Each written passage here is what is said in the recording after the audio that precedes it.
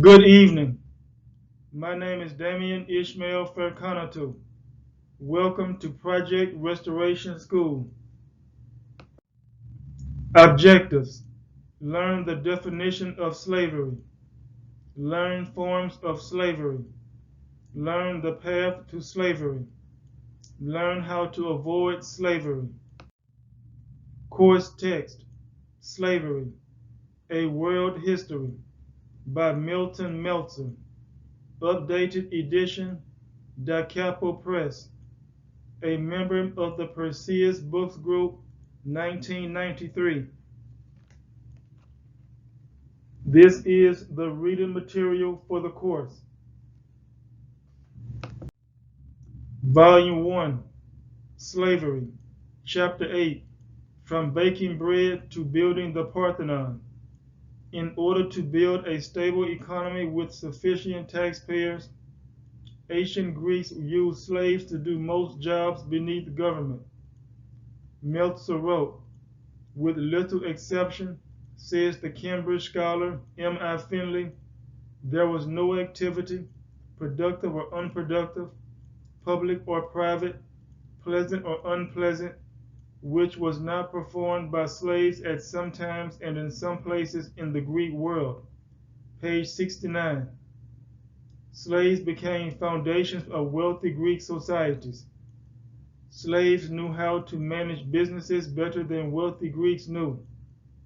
Yet, wealthy Greeks required slaves to remain humble and allow other people to receive the glory. If we depend on other people, they have certain powers over us. For example, if we don't know how to drive automobiles, we depend on other people to drive us everywhere. Thus, other people control our progress. Hence, it is imperative that we acquire as much education as we can so we can become independent with abilities to do for us. Meltzer wrote, everywhere, then, the Greeks relied on slave labor for agriculture, trade, manufacture, public works, war production. Page 69. If you watch and listen to the introduction to the rock television series, you hear the singer say, God bless the child that got his own. Government subsistence is not designed to make private citizens permanently dependent on the government. On another note, most Greeks trained their slaves to do certain jobs because private and public obligations and demands of customers increased. Meltzer wrote, craftsmen who could afford it bought and trained slaves as assistants.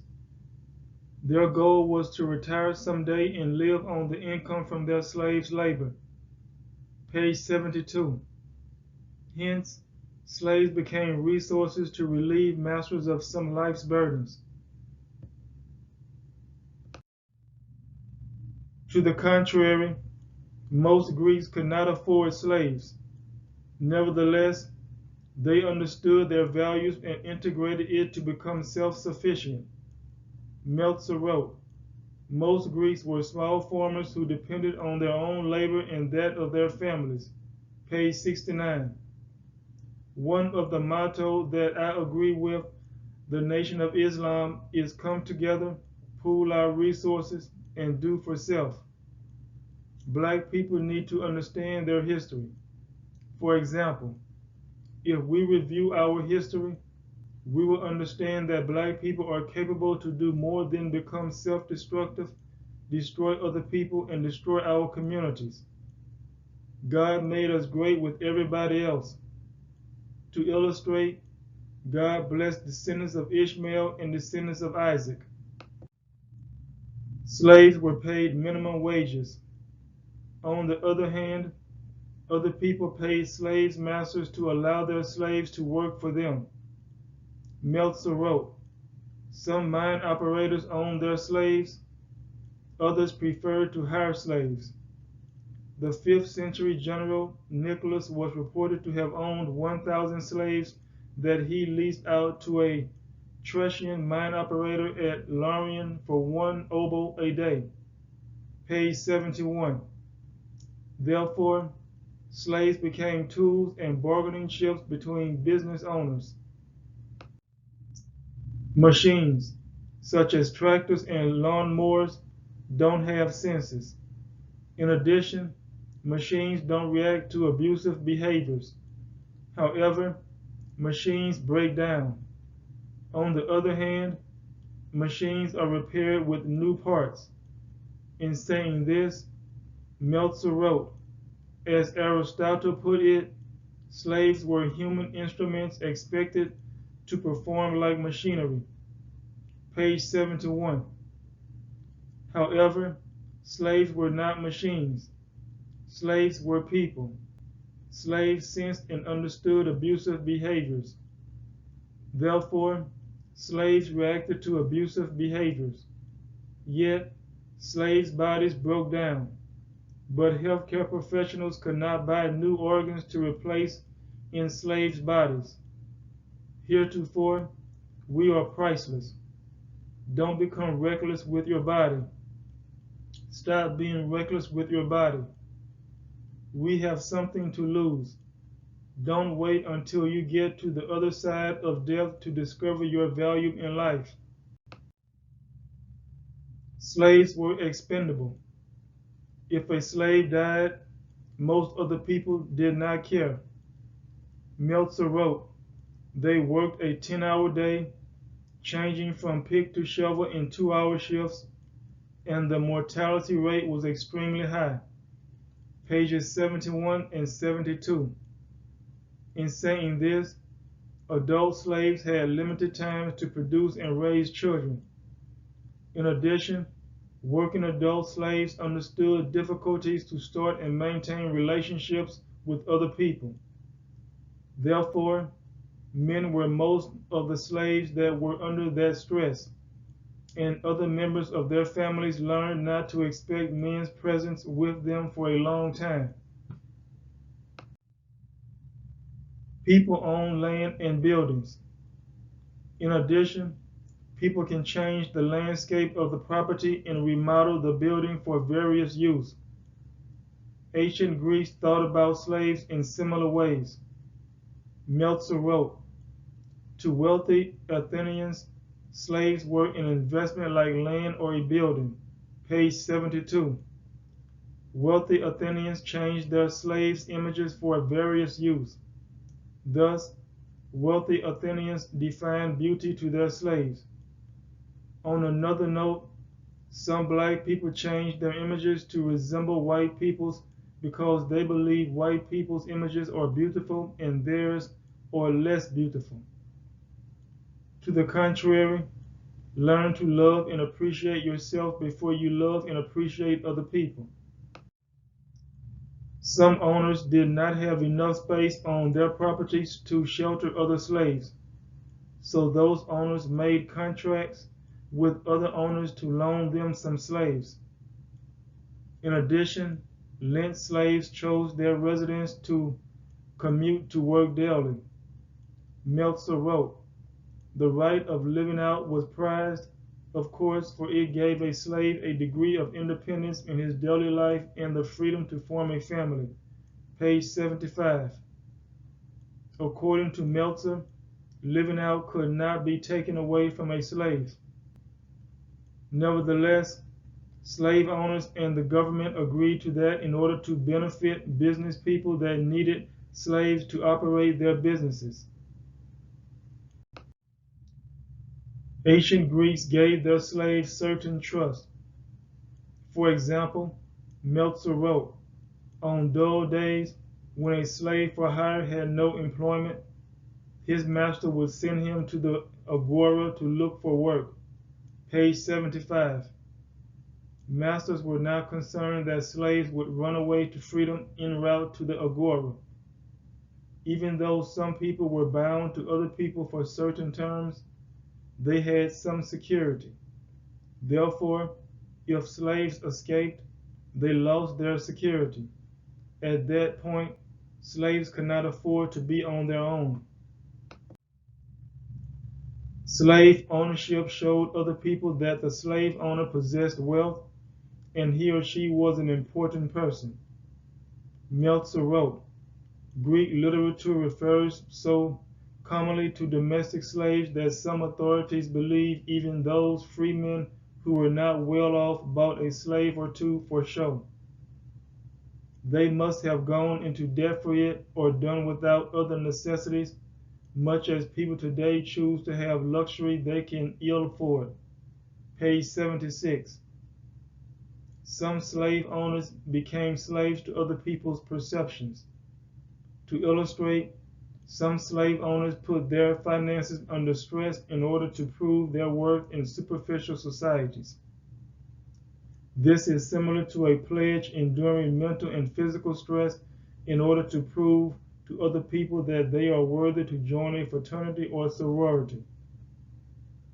People that try to prove their worth to other people don't believe they have any worth. Self-worth is the most important worth. Unlike black slaves in the United States of America, some slaves were literate in ancient Greece. In addition, some slaves held professional positions. Meltzer wrote, slaves worked as valets, maids, doorkeepers, attendants of children and adults, wet nurses, porters, coachmen, grooms, messengers, private secretaries, teachers, nurses, seamstresses, musicians. Page 76. In saying this, in ancient Greece, slavery was not used to keep a person down, but it was an economic tool of a person or agency to lower expenses and increase revenues. Another man told me, respect is given, but trust and loyalty are earned. To illustrate, everybody receives respect as a person because this state does not change despite how a person acts or what he or she says. Nevertheless, a person must earn trust from another person by consistent actions. Hence, other people have high expectations for you. Meltzer wrote, he rose swiftly to chief clerk in charge of a money-changing table at the port and proved so capable and reliable that the partners finally freed him in gratitude for his faithful service. Page 77. Trust comes from humility. In order to earn other people's trust, we must humble ourselves in faithfulness to them.